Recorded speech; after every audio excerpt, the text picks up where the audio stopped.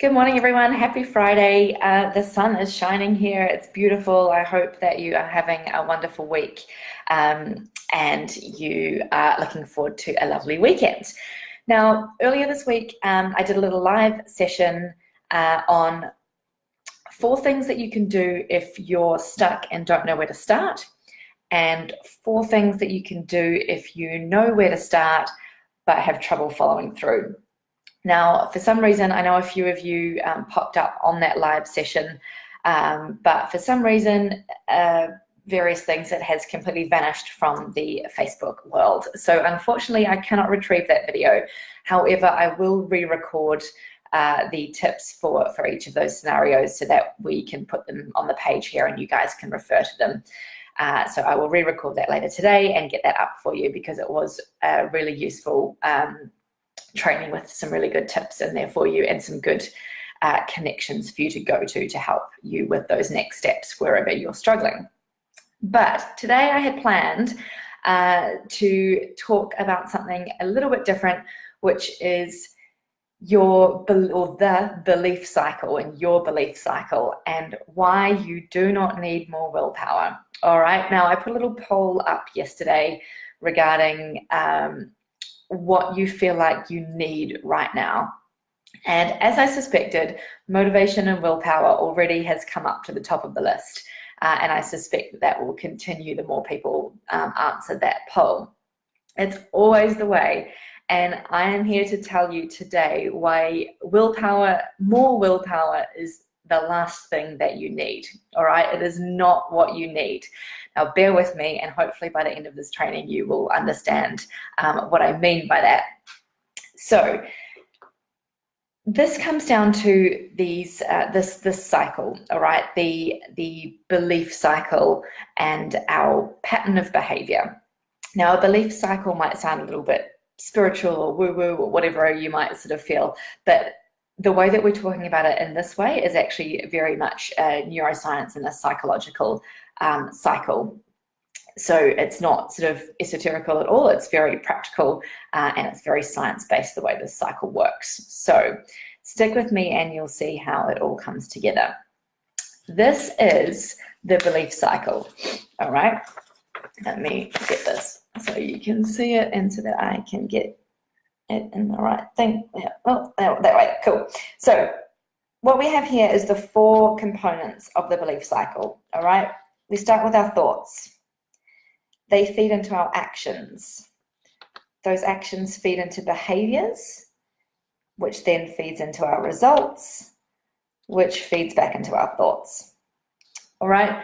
So these are the 4 components of the belief cycle and what creates our reality. Okay, so this cycle creates our reality. It creates what we're living. It creates our results, our feelings, our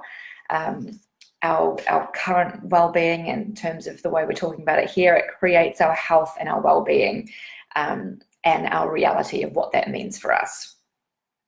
Now, I want you to think about those 4 parts, and I want you to think about what parts of those do we have direct control over? All right, so I'm going to hold it up again for a minute. Which of those 4 portions do you think you have complete control over? Do we have control over our thoughts? Mostly. All right, so we create those thoughts. We have control over them. It's not easy, but we do.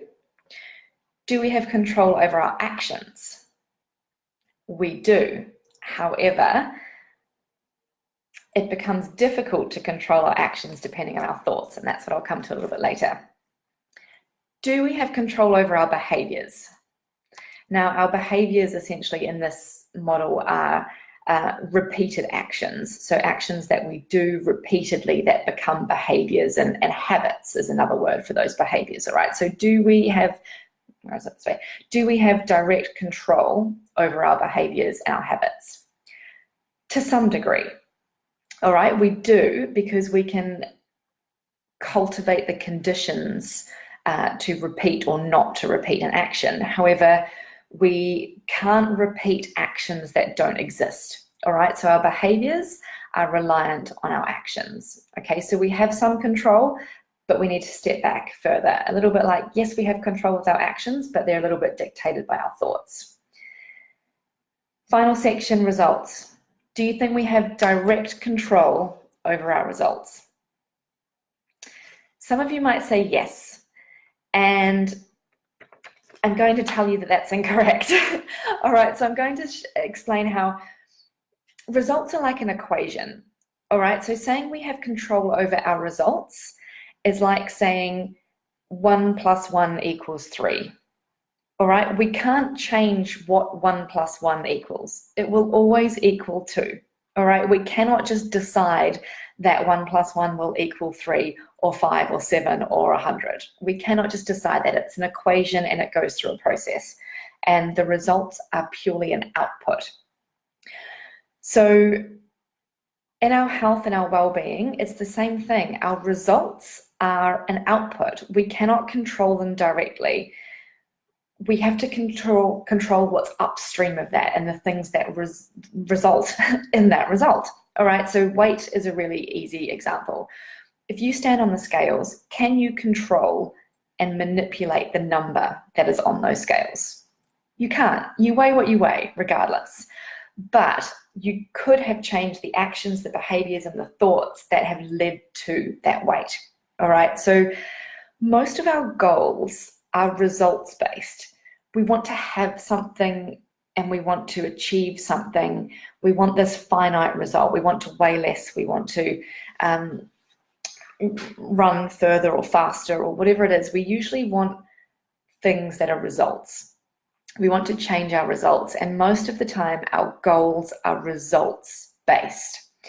And this is where we fall down massively in the system, because we're aiming for something that we have no direct control over.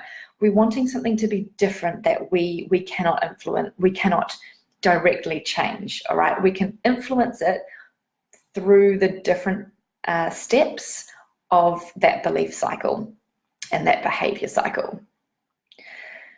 So oftentimes what I try and do with clients is, rather than having a goal of weighing 10 kgs less than they weigh, that's fine as a marker, that's a measurement as such, but our goals actually need to be around the behaviors and the actions and the thoughts that will lead to that result. It's not bad to want a result, but to set goals around it is a little bit difficult because you cannot directly influence that. So we want to set goals around things that we can directly influence. So changing our goals to be more behavior or action-based goals really is the way to go in this system. So the other really important thing to note is results aren't an end point as such. They are and they aren't. You can see here what happens to the results. The results feed back into the thoughts. So this is a cycle. It's not a start and a finish. It doesn't all just go away with results, okay? The results feed back into your thoughts, and the results will mimic your thoughts, because your thoughts have produced your actions, which have produced your behaviors, which have produced your results. So your results will reinforce those thoughts. It's not very often that our results are miles apart from our thoughts, all right? Because of this cycle, it's not often that we kind of start here and our spiral ends up somewhere way over here in the distance. It's usually pretty close. Often we can surprise ourselves and we can take different actions, either intentionally or unintentionally, that will come to slightly different results and will therefore promote a slightly different thought pattern from that. So that's kind of what we call like the spiral, where we can either spiral up, which is usually in health what we want, or we can spiral down, where our results encourage thoughts that are less productive. So it's not usually too far away, though. We're not really talking about wildly differences between the results and our thoughts. So that's really important to know, that those results feed back into our thoughts and perpetuate this whole cycle. So what I want to talk about in terms of the willpower and motivation side of things, if we try and change or modify our actions, before we've changed our thoughts, that is when we require willpower or motivation, because essentially our actions that we're trying to take are going against our thoughts and belief patterns. All right. It's possible to change our actions without changing our thoughts, but it is so much harder and requires so much more willpower and so much more motivation on a daily basis. Every single action you take will be a tax and a drain on that willpower and that motivation. And that wears out. We know that, as the day wears on and you've taxed your willpower throughout the day and your motivation, you flag, you start to fail. Or with diet plans, you start off great and then your willpower reduces and starts to flag. And, a week, 2 weeks, a month down the track, we have zero willpower left and we're burnt out and exhausted. So you might have different ideas of willpower and motivation. You might think it's just something that you have to have in order to make changes, and that is not the case. So the actual definition of willpower, I've got a couple here. One of them is the control exerted to do something we don't wish to do or to restrain impulses. All right, so that's one definition of willpower. And another is the ability to control the way you behave, especially in difficult situations. So I really want those to sink in, because to me, willpower doesn't stand for inspiration and drive. To me, willpower stands for a fight and a struggle.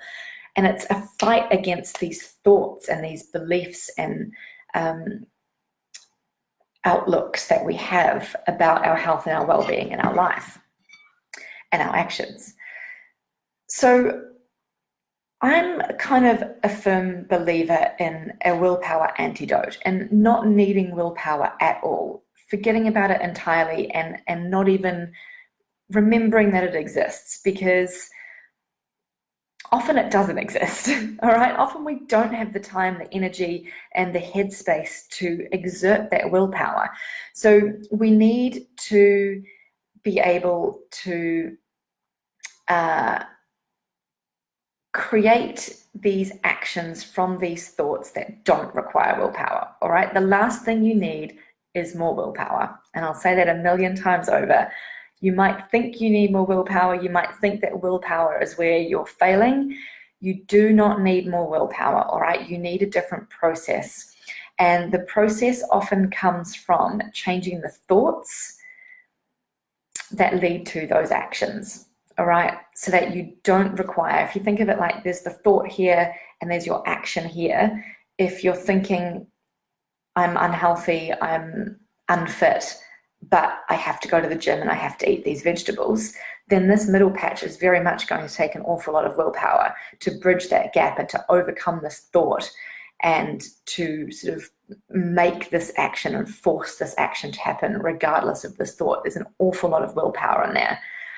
What I would rather do is take out this middleman entirely. And if that's the action that you want to do, then we need to change the thoughts in order to make that action supportive. So we want our actions to naturally support our thoughts and our thoughts to naturally support our desired actions. It's a simple concept, but I'm not going to say that it's easy. It is definitely not easy to just change our thoughts or change our actions, but there's a process that we can take in order to do that. And this is what I work through with a lot of my clients is working on this mindset and working on these thoughts and changing this identity and beliefs that they have about themselves and about their health and well-being in their lives in order to make these actions doable without the use of willpower. So I want to leave you with a task today, and the task is to write down your beliefs about yourself currently. So one of your beliefs, especially for those of you that answered on the poll, some of your beliefs will be that you need more willpower, or that you lack willpower, or that you lack motivation. All right, so those will be some of the beliefs that you have about yourself. But I want you to think a lot wider as well and think about every aspect of your health and your well-being and what beliefs you have around each of those and what thoughts you have. You might think, I'm rubbish at meditating. You might think, I'm just an anxious person. You might think, I'm too sensitive and I take things too seriously. You might think that I'm not good at taking criticism. All right, there might be all of these beliefs that you have, and your actions will reflect that. So at the moment, your actions, your behaviors, and your results will reflect those thoughts. You will be sensitive, you will be more anxious, and you will lack willpower and motivation. So write down and get really deep with this, guys. This is something that is not always fun and pleasant to do, but it is really, really necessary, and it's a really eye-opening part of the process. I do it myself regularly in my business as well as personally. I write down my beliefs around my business and my thoughts and beliefs around that, as well as my health and my well-being. So write down these beliefs about yourself. They can be good or bad, all right? So they don't have to be all negative. Those are just some that people often dig up when they're getting really honest with themselves. But it also can be positive. It might be that you're really great at drinking water, or it might be that you're really great at exercising, but perhaps not so great with the healthy eating, whatever it is. Write down your beliefs right now of what you think about yourself, your health, and your well-being right now. Mental well-being, physical well-being, everything. Brainstorm, map it out, type in a spreadsheet, however your brain works, however you work well, do it. Write down those beliefs. Part 2 is to think of somebody. You might know someone, or you might just have an image in mind of somebody who has all the things that you have, has all the things that you want, or might look like they have all the things that you want. So it might be a healthy weight, it might be a more positive outlook, it might be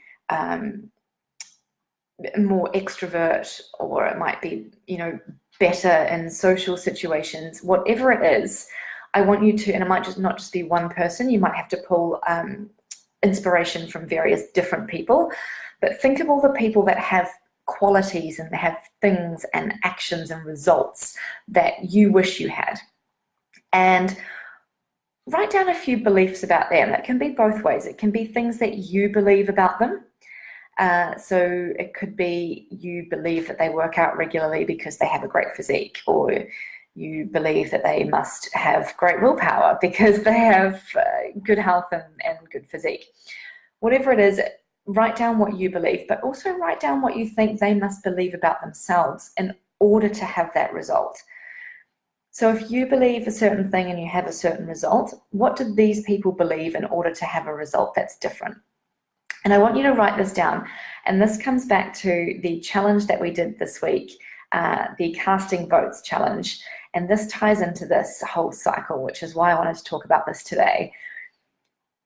The votes that you cast are your actions. All right. So you're casting that vote every day. Those actions that you take every day cast a vote for a certain result. And at the start of this challenge, I talked about writing down the qualities or the actions or the things that you think align with the result that you want. And so this is the same thing. I'm just looking at a different way of doing it. So looking at an actual person and thinking, what beliefs do they have about themselves that will result in those outcomes? So take some time today to do those two activities. One about your own current beliefs, and one about these ideal beliefs or a different person's belief. And I want you to compare the two, and I want you to see how different they are. And if you're happy to, I want you to post them, or I want you to send a message to me with them. And what I want to do is I want to help you try and make those two things slightly more aligned, all right? So I want you to try and align or progress one of your beliefs slightly more towards that desired belief. So it can take a long time to change these thoughts and these beliefs, but it's doable. And it's so, so important, because otherwise you're constantly going to be in a battle with yourself. You're constantly going to be forcing yourself into actions that you don't support with your thoughts. And therefore, those actions are going to be extremely difficult to uphold. And being completely honest, you're going to fail with those actions at some point if you don't change your thoughts. So this is a really, really, really, really important part of this whole process, all right? And this is why this whole mindfulness and mindset aspect is a really, really important place to start. That's why I'm focusing on it for January for you, because everyone's in this kind of fresh start state of mind, and mindfulness and mindset is a really, really important place to start. Otherwise, all those follow-on actions and behaviors and things that you try and do will be either so much harder or you won't be able to manage them, or you'll be able to manage them for some time and then they'll drop off. All right, so working backwards through this cycle is really important. This belief cycle is going to be super, super important in your pathway and your journey to change. So I'm going to pop this up regularly. It's going to be a little feature throughout the year of this little belief cycle, and which part we're working on at each time, and how each part feeds into the other, and how what you're doing can fit into the idea and the concept of this cycle. I hope this has been a little bit useful for some of you. Please do drop me comments. Let me know what you think. Let me know if there's any light bulbs going off. Let me know if you disagree entirely, all right? You're more than welcome to disagree with me. That's absolutely fine. And if you do disagree, let me know why. Get really deep on why you disagree and what's sort of driving that, and see whether there's some information in there that we can use and we can harness around this whole process. I can't wait to see what some of you come up with. Please don't be shy. So part of my little training earlier this week, which has vanished, is all about showing up for yourself and engaging, asking questions, getting involved, and not being afraid to share and engage. Because the more open we are, the more we receive. And the more open we are to putting ourselves out there, the more we will get back. So I want this group to be a really safe space where you can share things, you can dive really deep on these things and get really, really honest and really raw about these parts of your health and your well-being, and share them with us without judgment, without fear, and just with the knowing that we're here to help you, and we're here to provide suggestions and help your growth in these aspects. So please, please share. The more you share, even if it's very small, the more it will help other people to share, and that's a really important part of this process.